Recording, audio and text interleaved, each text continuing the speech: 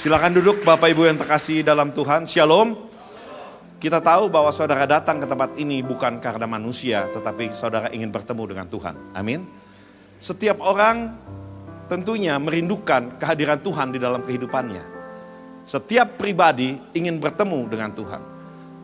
Kita berada di Gereja Jemaat Induk Senayan, para pelayan Tuhan, gembala sidang, menginginkan orang-orang yang datang ke tempat ini semakin hari bukan semakin jauh daripada Tuhan, semakin hari semakin dekat, semakin hari semakin dekat kepada Tuhan. Amin. Maka dari itu setiap minggu jika firman Tuhan dikumandangkan, biarlah firman Tuhan yang saudara dengar, saudara bisa terima. Pertama itu, saudara mendengar firman, menerima firman. Saudara mengenal dia, saudara percaya dia. Dan yang ketiga, saudara mengasihi dia dan saudara melakukan kehendaknya. Proses ini saudara tetap harus dilalui. Bila kita mendengar firman, kita pun harus bisa menerima di dalam hati kita sebagai tanah yang subur. Begitu juga apabila kita mengenal dia, kita harus percaya kepada dia. Dan yang ketiga, mengasihi dia baru melakukan. Kita tidak bisa lompat dari mendengar firman langsung melakukan tanpa ada mengasihi. Begitu juga kita mengenal dia, langsung kita bilang, kita melakukan. Bukan saudara, mengasihi dia baru melakukan. Supaya kita tidak terjatuh di jalan. Dalam proses seseorang kerohaniannya berkembang. Oleh karena itu kami sebagai para pelayan Tuhan di tempat ini sangat menginginkan pertumbuhan dari kerohanian masing-masing kita terus bertumbuh. Bukan hanya mendengar dan menerima, tetapi mendengar dan percaya. Yang terpenting adalah mengasihi dan melakukan. Saudara, setiap tahun kita ada di tempat ini, juga ada di bulan Desember, kita juga melakukan yang namanya ibadah Natal. Betul? Desember telah datang kembali, minggu ini adalah minggu pertama. Setiap peringatan Desember adalah peringatan tentang kedatangan Tuhan Yesus sebagai juru selamat umat manusia. Tahun depan, saudara pun akan merasakan lagi untuk ini. Peristiwa kedatangannya ke dalam dunia saudara, sebagai wujud anak manusia datang, harusnya dimaknai dengan sukacita yang besar di mana-mana. Kenapa harus dimaknai dengan sukacita yang besar saudara? Karena penggenapan janji Allah, kasih Allah kepada umat manusia terwujud dalam rencana penyelamatannya pada hari Natal. Dia memberikan anaknya yang tunggal bagi kita semua. Oleh karena itu marilah kita mau masuk dalam bulan Natal ini, kita juga mau melihat firman Tuhan yang terambil di dalam Injil Lukas 2 ayat 10 sampai 11 dan juga ditambah dengan Injil Lukas 2 ayat 13 sampai 14. Firman Tuhan demikian. Lalu kata malaikat itu kepada mereka, jangan takut sebab sesungguhnya aku memberitakan kepadamu kesukaan besar untuk seluruh bangsa. Hari ini telah lahir bagimu juru selamat, Yesus Kristus Tuhan di kota Daud yang bernama Bethlehem. Dan tiba-tiba tampaklah bersama-sama dengan malaikat itu sejumlah besar bala tentara sorga yang memuji Allah, katanya, kemuliaan bagi Allah di tempat yang maha tinggi dan damai sejahtera di bumi di antara semua umat manusia yang berkenan kepadanya. Bapak Ibu yang terkasih dalam Tuhan, kita tahu bahwa untuk segala sesuatunya kita harus mengerti inti daripada firman Tuhan ini.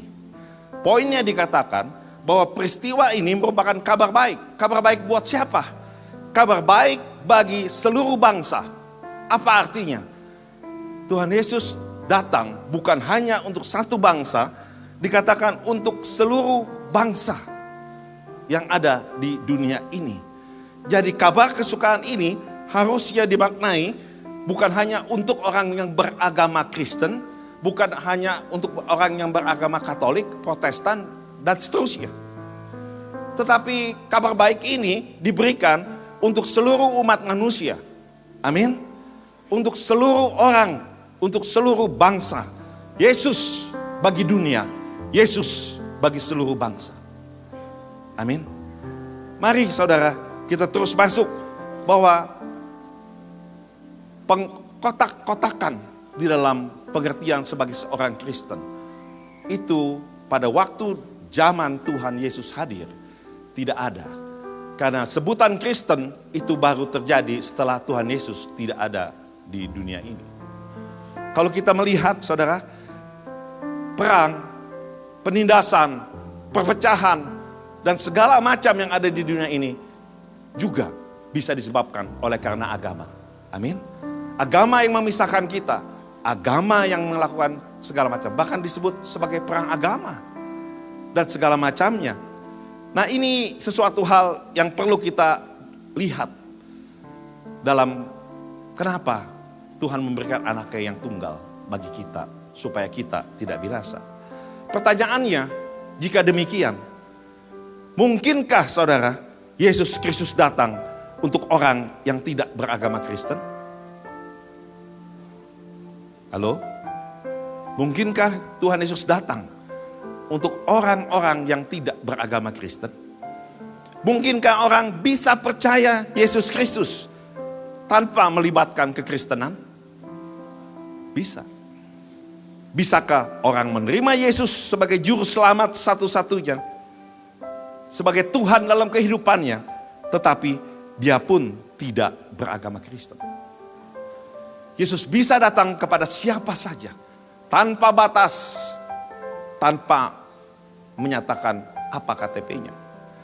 Dia datang sebagai pribadi untuk keselamatan seluruh bangsa. Yesus tidak mendirikan agama. Yesus tidak mendirikan doktrin.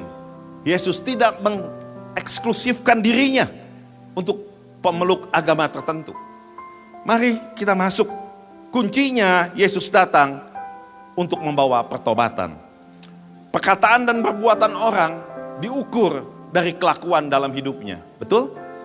Tidak bisa orang berkata, saya ikut Yesus, tetapi kelakuannya berbalik, tidak sama dengan apa yang dia ucapkan. Oleh karena itu, mari kita terus di dalam ayat yang selanjutnya. Karena telah lahir bagimu juru selamat. Siapa namanya? Yesus Kristus Tuhan.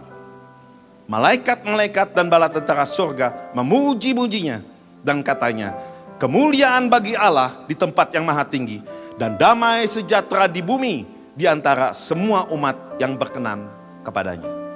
Kemuliaan bagi Allah dan damai sejahtera di bumi. Itulah tema Natal GBI Gatot Subroto untuk tahun 2023 ini. Jadi nanti pada tanggal 24 Desember kita akan bersama-sama merayakan ibadah Natal juga dengan tema yang sama. Amin saudara. Dia datang begitu baik karena dia datang untuk kita. Mari kita nyanyikan ini. Betapa besar kasih-Mu Allahku, sehingga Kau berikan, amin, Yesus padaku, supaya aku tidak binasa, melainkan beroleh hidup yang kekal. Saudara, lagu ini mengatakan supaya kita beroleh hidup yang kekal. Amin. Lalu, apakah perayaan Natal tahun ini akan membuat kita sama saja dengan perayaan-perayaan Natal yang lalu? Ataukah berbeda perayaan Natal tahun ini? Mari kita persiapkan saudara, hati kita untuk perayaan Natal kali ini agar berbeda. Kenapa? Karena seharusnya perayaan Natal tidak membuat orang selalu sama. Apa yang tidak sama?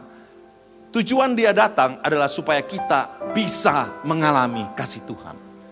Tujuan Yesus datang ke dalam dunia adalah supaya kita bisa mengalami dan merasakan kasih Tuhan. Apabila kita belum bisa merasakan kasih Tuhan, berarti kita harus introspeksi diri. Karena dia datang memberikan kasihnya bagi kita, bagi semua orang yang mau menerima dia dan percaya kepada dia. Oleh karena itu, di dalam Yohanes 3 ayat 16 dikatakan, karena begitu besar kasih Allah akan dunia, sehingga ia telah mengaruniakan anaknya yang tunggal. Telah, bukan belum. Supaya setiap orang yang percaya kepadanya tidak binasa, melainkan beroleh hidup yang kekal. Saudara, dari ayat ini kita mendapat pengertian yang begitu baik. Karena itu kita tahu bahwa yang pertama, Yesus datang karena kasih. Amin. Yesus datang ke dunia ini karena kasih. Tidak ada yang lain. Bukan karena ada apa-apanya tujuan lain. No. Karena kasih. Kasihnya siapa saudara? Kasih Bapa. Karena kasih Bapa dia diberikan bagi kita. Supaya kita percaya, yang percaya tidak binasa. Yang kedua, dia datang untuk siapa? Untuk saudara dan saya. Dia datang untuk kita. Amin saudara. Untuk kita dia diberikan.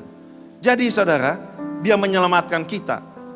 Dia datang karena kasih. Dia datang untuk saudara dan untuk kita. Kenapa? Karena kasih karunia-Nya begitu besar. Dahulu sebelum dia datang, manusia ada di bawah kungkungan hukum Taurat. Tetapi Yesus membawa hukum kasih karunia. Makanya dikatakan upah dosa adalah maut, tetapi kasih karunia Allah ialah hidup yang kekal di dalam Kristus Yesus Tuhan kita. Dialah Bapa kasih itu yang bisa kita lihat dalam wujud manusia. Saudara, artinya kita semua anak-anaknya harus bisa menerima dia sebagai kasih. Anda adalah orang-orang yang beruntung karena Anda telah mengenal kasih-Nya. Anda orang-orang yang beruntung karena Anda semua adalah menerima kasih karunia-Nya. Banyak orang di luar sana tidak bisa menerima kasih Tuhan yang begitu baik yang diberikan kepada kita semua. Lalu apa yang Yohanes tuliskan di dalam Injil Yohanes 14 ayat 31? Dikatakan demikian, dengar baik. Yohanes 14 ayat 31. Tetapi supaya dunia tahu bahwa aku mengasihi Bapa dan bahwa aku melakukan segala sesuatu seperti yang diperintahkan Bapa kepadaku. Jadi Yesus datang dan pengakuan Yesus sendiri, perkataan Yesus dikatakan bahwa supaya dunia tahu bahwa aku mengasihi Bapa dan aku melakukannya seperti yang diperintahkan Bapa kepadaku. Apakah dia datang mau-maunya sendiri? No. Dia datang karena diperintahkan Bapa. Dia melakukan karena Bapa. Jadi ingat saudara, ingat baik-baik. Satu pesan yang sangat baik. Bahkan Yesus disalibkan saudara. Karena dia melakukan ketaatan kasih atas perintah Bapa. Betul? Dia tetap tidak akan lari dari salib itu. Dia lakukan karena perintah Bapa. Karena kasih-Nya kepada kita semua. Jadi artinya begini saudara. Dimulai dari kasih. Dilakukan dengan kasih.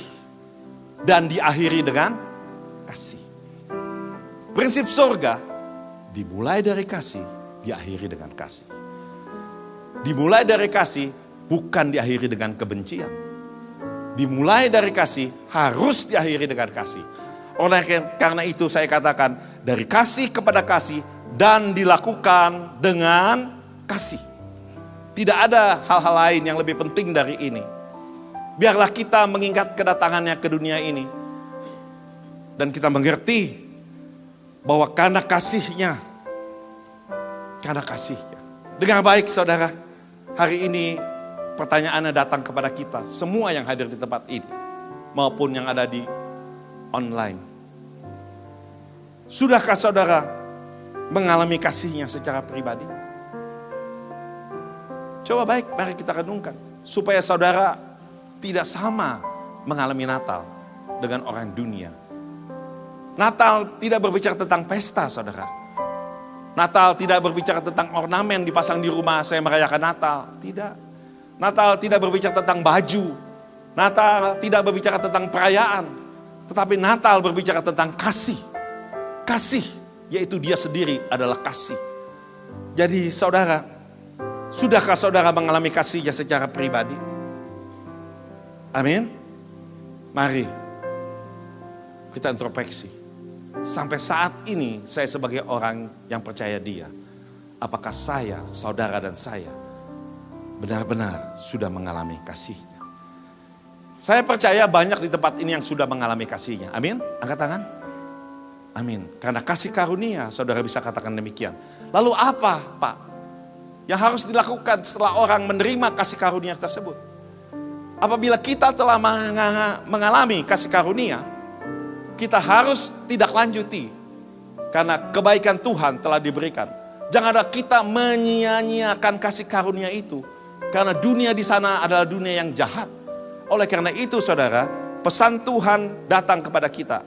Pertama, kalau kita mengatakan kita sudah di dalam Tuhan dan menerima kasih karunia, yang pertama yang harus dilakukan adalah tetaplah di dalam Dia. Ingat, tetaplah di dalam Dia. Dia meminta itu kepada kita sampai Dia datang menjemput kita. Amin. Tetaplah di dalam Dia, bukan di dalam yang lain.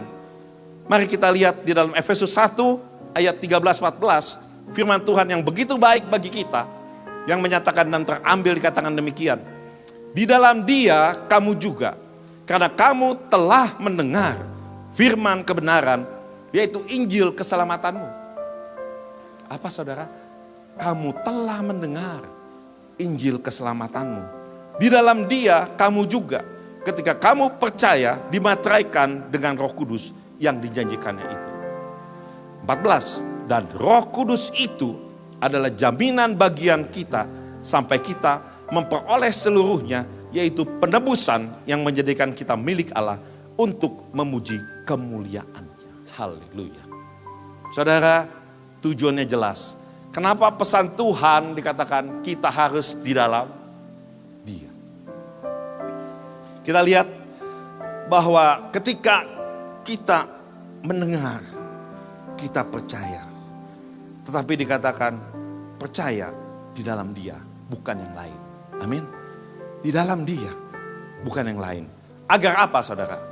Agar saudara dan saya bisa dimateraikan oleh Roh Kudus sebagai milik kepunyaannya. Gunanya apa? Gunanya supaya kita bisa menerima berkat yang telah disediakan Tuhan. Apa itu?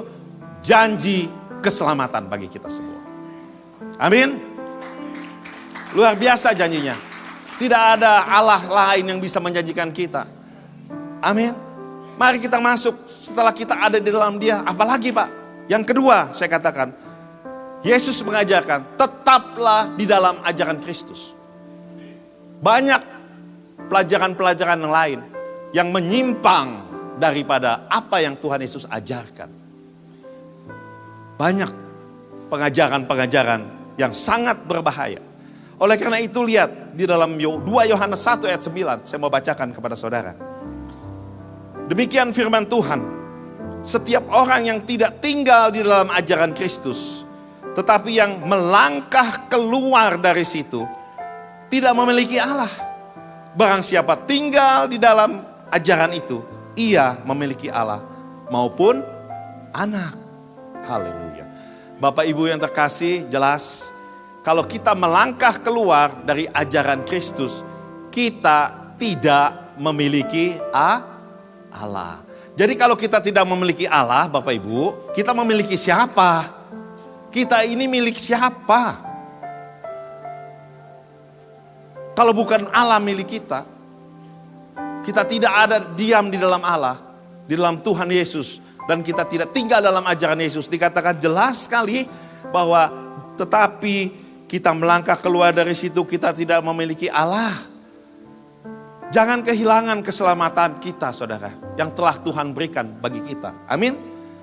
Supaya kita mengerjakannya dengan sungguh-sungguh. Supaya kita dapat menerima berkat daripada Dia.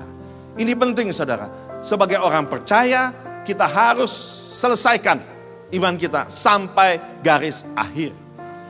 Yang penting bukan mulainya saudara, sebagai orang percaya. Prosesnya pun kita masuk sebagai orang percaya.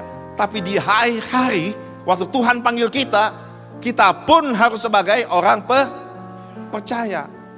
Beriman kepada Dia, ada di dalam Dia. Oleh karena itu saudara, Kita harus masuk terus. Tidak bisa diam. Tidak bisa diam. Karena dampaknya besar bagi saudara. Jika kita kehilangan dia, kita tidak memiliki lagi apa yang Tuhan cita-citakan bagi kita. Yaitu keselamatanmu, kata Tuhan. Amin. Sampai saat ini Tuhan melihat banyak sekali umat manusia yang masih tidak percaya bahwa Kristus Yesus Tuhan telah diturunkan ke dunia sebagai anak tunggal Bapa dan dia telah hidup. Amin. Banyak saudara yang sampai hari ini masih mempertanyakan keilahian Tuhan. Mungkin tetangga saudara, mungkin teman saudara dalam kantor, mungkin orang-orang yang saudara kenal, yang sampai saat ini belum mau mengakui dia sebagai Tuhan yang diberikan kepada kita. Dia masih menanti-nantikan Mesias yang lain. Mari kita baca, siapa dia? 2 Yohanes 1 ayat 7 dikatakan demikian. Sebab banyak penyesat telah muncul dan pergi ke seluruh dunia. Wow, luar biasa ya. Dan yang tidak mengaku bahwa Yesus Kristus telah datang sebagai manusia. Itu adalah siapa? Si penyesat dan antikris. Saudara, hati-hati. Kalau sampai hari ini kita masih mendapati orang yang masih belum mengaku, Tuhan belum bukakan bagi mereka. Tetapi kalau mereka membawa orang ke dalam penyesatan, itu disebut sebagai antikris. Si penyesat pun dengan luar biasa kalau firman Tuhan katakan telah muncul dan pergi ke seluruh dunia. Jadi bukan saja kita yang diminta memberitakan Injil Kerajaan ke seluruh dunia, tetapi mereka pun dikatakan pergi ke seluruh dunia untuk menyesatkan orang-orang yang tidak beriman. Saudara kekasih dalam Tuhan, janganlah iman kita goyah. Jangan iman kita goyah. Jadi apa yang mesti dilakukan? Kalau pesan Tuhan sedemikian, tiap hari kita melakukan kegiatan kita beribadah, apa yang mesti dilakukan? Mari kita katakan dan kita lihat di dalam 2 Yohanes 1 ayat 8, tertulis demikian firman Tuhan, waspadalah supaya kamu jangan kehilangan apa yang telah kami kerjakan itu. Tetapi supaya kamu mendapat upahmu sepenuhnya. Apa yang mesti dilakukan? Waspadalah, berjaga-jagalah, berdoalah. Itu aja saudara. Karena banyak pencobaan, banyak penyesatan. Jelas pesan ini. Mari saudara, ingat baik. Pertanyaannya hari ini bagi saudara penting. Pertama, hari ini apakah kita tetap di dalam Dia? Halo? Amin. Apakah kita tetap ada dalam ajaran Kristus? Yang ketiga, apakah kita menjadi miliknya Tuhan? Tiga hal ini datang saudara, bagi saudara semua dan saya secara pribadi. Apakah saya dan saudara tetap di dalam Dia? Apakah kita, saudara dan saya, ada dalam ajarannya? Apakah kita tetap menjadi miliknya Tuhan? Kalau saudara berasa dan merasakan saudara sudah keluar dari ajaran Kristus, tidak lagi mempercayai Dia sebagai Tuhan saudara, bertobat saudara. Balik. Dia tunggu saudara untuk balik di hari Natal ini. Hari kasihnya Tuhan. Bertobat, balik. Dia Maha Pengampun, Dia Maha Penyayang. Siapapun kita, apapun keadaan kita, Dia tunggu saudara dan saya untuk masuk kembali. Kembali anakku. Saudara, orang percaya tidak bisa seturut dunia.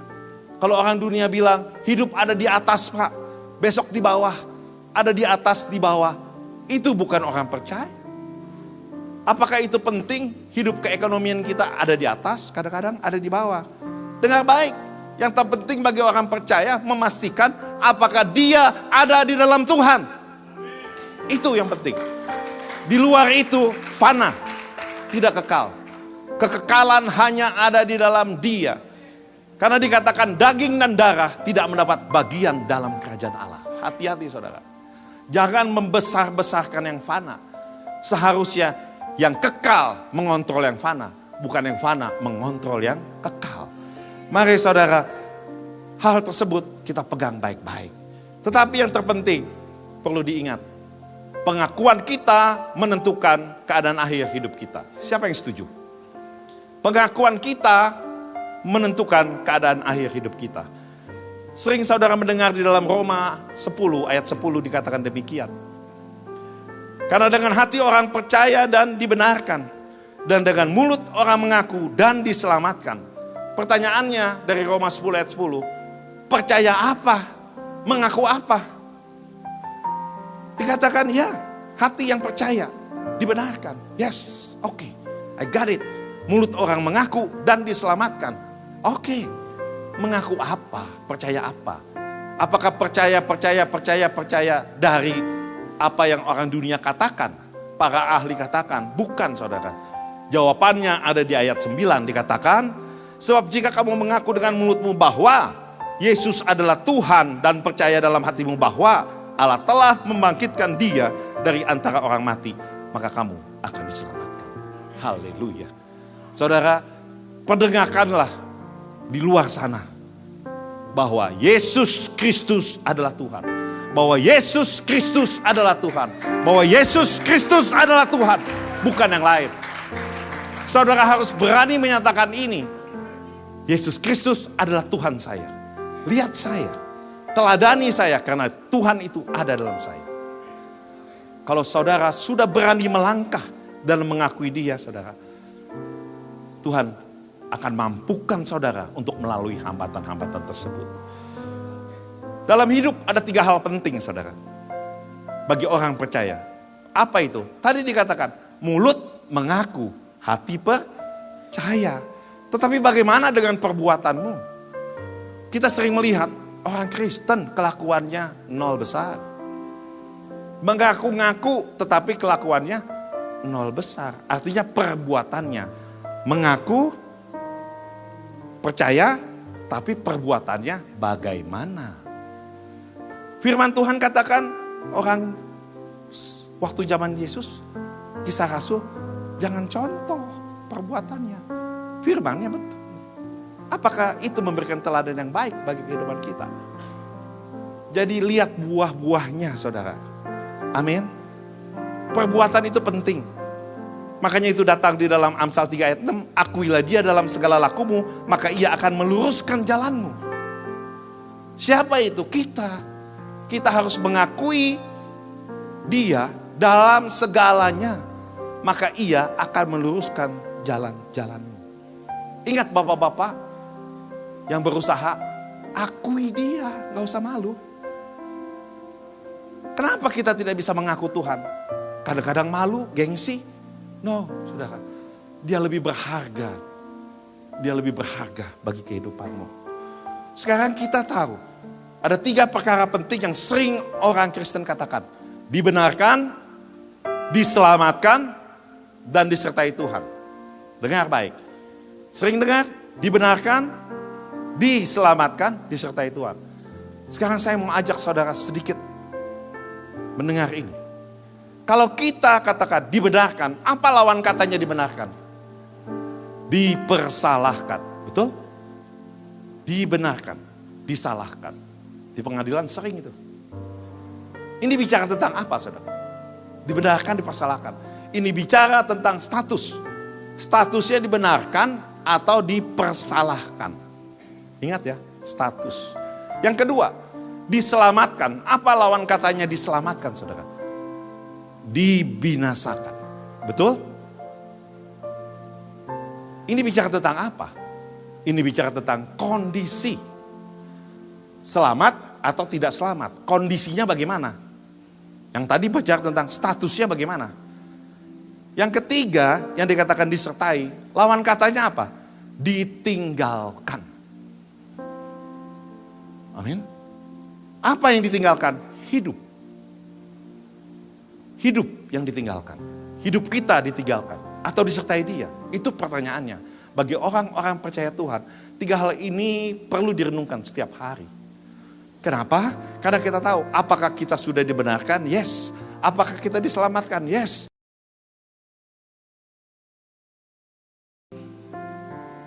Lawan katanya, apakah kita dipersalahkan? Apakah kita binasa? Apakah kita ditinggalkan Tuhan? Status, kondisi, dan kehidupan. Tidak mau saudara masih jadi manusia seperti saya. Mau tidak mau, saudara harus suka. Saudara tetap harus menerima dia dan mengakui dia. Baik status, baik hidup. Amin. Berat saudara. Maka itu jelas. Banyak orang ini bagi anak-anak Tuhan adalah tentang pengakuan dia sebagai juru selamat. Jangan orang nanti pada waktu, karena kita akan mengalaminya cepat atau lambat. Kita akan dicobai apakah kita dimurnikan, berani mengakui. Bayar harganya, pikul salibnya. Betul? Itu pengajaran Tuhan, bukan pengajaran dunia. Mari kita lihat di dalam Matius 10, 32 ayat 33 dikatakan demikian. Setiap orang yang mengakui aku di depan manusia, aku juga akan mengakuinya di depan Bapakku yang di sorga. Tetapi barang siapa menyangkal aku di depan manusia, aku juga akan menyangkalnya di depan Bapakku yang di sorga. Ini fatal saudara. Saya katakan ini fatal bagi orang Kristen. Ingat saudara, sampai sebegini parahnya kalau kita menyangkal Tuhan. Menyangkalnya bukan dengan siapa-siapa, disebut sebagai di depan manusia. Nah, firmannya, di depan manusia. Saudara, keadaan ini diminta kepada kita. Setiap orang yang menyangkal aku, artinya tidak mengakui dia. Sedangkan setiap orang yang mengakui dia, juga Bapa akan mengakuinya di depan tahta kerajaan sorga. Nanti saudara, pada waktu saudara dan saya dipanggil Tuhan, itu ada tahta. Oke? Saudara akan masuk dalam satu proses. Siapa yang tunggu saudara? Siapa yang jemput saudara? Itu penting. Bukan bagaimana saudara meninggal, tetapi siapa yang jemput saudara, itu penting. Oke? Pada waktu dijemput, ada yang mengakui saudara, ini milikku. Don't touch. Kasih masuk ke dalam kerajaan surga. Siapa dia? Yesus Kristus Tuhan. Ini firman-Nya katakan demikian. Dan pengakuan ini harus saudara buat sekarang lagi hidup. Jangan tunggu meninggal. Terlambat. Amin. Terlambat saudara. Makanya penting bagi orang yang sakit, bagi orang yang sudah tidak ini. Ingat, mengakui bahwa dia sebagai Tuhanmu. Dan sebagai Tuhan yang maha dahsyat. Oleh karena itu, mari kita akhiri hari ini dengan satu hal pengakuan kita. Di dalam Yohanes 1 ayat 14, tolong tayangkan Yohanes 1 ayat 14 dikatakan demikian. Firman itu telah menjadi manusia dan diam di antara kita. Dan kita telah menerima kemuliaannya, yaitu kemuliaan yang diberikan kepada dia sebagai anak tunggal Bapa, penuh kasih karunia dan kebenaran. Amin saudara. Penuh kasih karunia dan kebenaran. Siapa dia? Yesus Kristus Tuhan. Oleh karena itu biarlah mulut kita hari ini mengakui siapa dia. Mari kita bersama-sama bisa mengucapkannya. Dan kita mengakuinya, firman telah menjadi manusia. Mari ya. Ayo kita ucapkan dengan mulut orang mengaku. Mari kita praktekkan sebagai penutup daripada ibadah ini. Mari kita praktekkan. 1, 2, 3. Yesus Kristus adalah Allah yang hidup. Padanya ada sumber kehidupan. Kehidupan terjadi dari firman-Nya. Dalam firman-Nya ada hidup. Dan hidup kekal diberikan kepada semua orang yang percaya dan menerima serta mengakui dia sebagai Tuhan. Amin.